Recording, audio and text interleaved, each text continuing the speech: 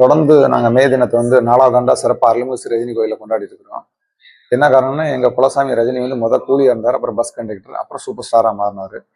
அவர் படங்கள்லையும் பார்த்தீங்கன்னா தொழிலாளர்களுக்கு முக்கியத்துவம் கொடுத்து தீ, பாசா, உழைப்பாளி, மன்னன், லேட்டஸ்ட்டாக அந்த கூலி வர நடிச்சிருப்பாரு. அவங்களுடைய நல்ல கருத்துக்களை அவங்க எப்படிலாம் உழைக்கிறாங்க நாட்டுக்கு, அதை பற்றியா நிறைய விஷயங்கள் சொல்லியிருப்பார். பாடல்களாகவும் நிறைய பாடியிருக்கிறாரு.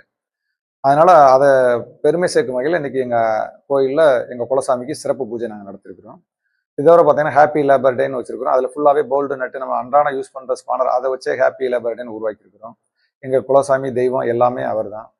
நம்ம நாட்டோட முன்னேற்றத்துக்கு முதுகெலும்பா இருக்கக்கூடிய தொழிலாளர்களுக்கு அருள்மிகு ஸ்ரீ ரஜினி கோயில் சார்பாக உழைப்பாளர் தின வாழ்த்துக்களை நாங்கள் பெருமையாக சொல்லிக்கிறோம்.